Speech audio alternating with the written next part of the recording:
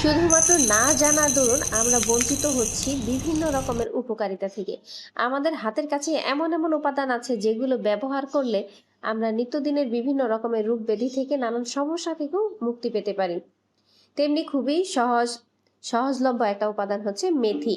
মেথি যে পরিমাণে উপকারী সেটা যদি আমরা নিয়মিত ব্যবহার করি তাহলে আমরা যে ধরনের উপকারগুলো পেতে পারি একটু জেনে নিই।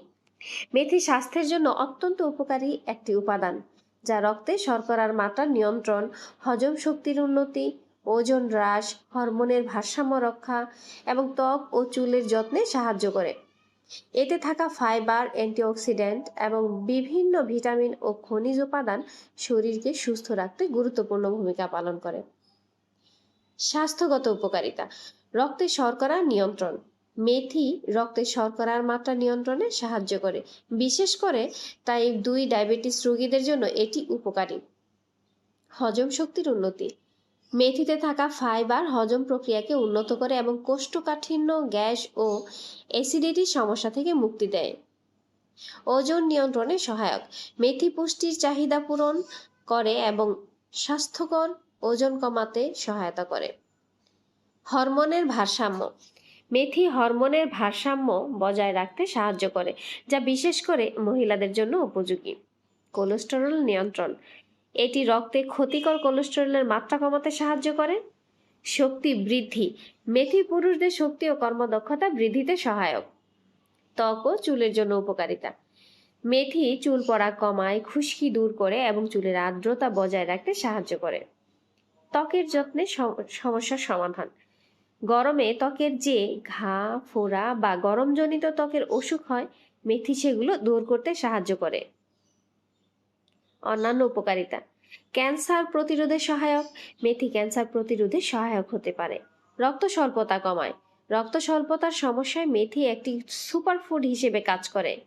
ব্যবহারের নিয়ম: মেথি ভেজানো পানি: 2 চা চামচ মেথি ভালোভাবে ধুয়ে 1 গ্লাস পানিতে সারা রাত ভিজিয়ে রাখুন।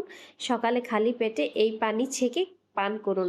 চুলের যত্নে শ্যাম্পু করার পর মেথি ভেজানো পানি দিয়ে চুল ধুলে চুল নরম ও সিল্কি হয়। আর ভিজিয়ে রাখা সেই মেথি দানাগুলো থেকে যায় যেগুলো, সেগুলোকে একটা সিড বেড তৈরি করে সেখানে ছিটিয়ে দিন মাটির উপর, অথবা একটা টিস্যু পেপারে ভরিয়ে ঢেকে রাখুন। 2 দিন পর দেখতে পাবেন এই দানাগুলো থেকে চারা বের হয়ে আসছে। এরপর এগুলো সালাদ হিসেবে খাওয়ার উপযোগী হয়ে ওঠে।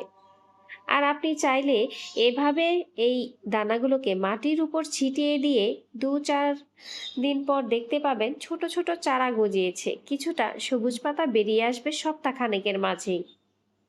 তখন এই গাছগুলোকে সালাদ হিসাবে খেতে পারেন, যা স্বাস্থ্যের জন্য খুবই উপকার।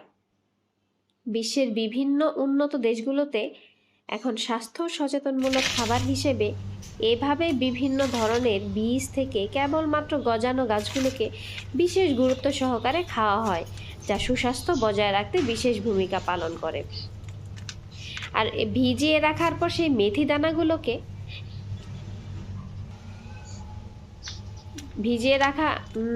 ভিজিয়ে রেখে খাওয়ার পর মেথি দানাগুলো থেকে যায়, সেগুলোকে একটা সিড বেড তৈরি করে সেখানে ছিটিয়ে দিন মাটির উপর, অথবা একটা টিস্যু পেপারে ভরে ঢেকে রাখুন। 2 দিন পর দেখতে পাবেন সেই দানাগুলো থেকে শিকড় বেরিয়ে আসছে।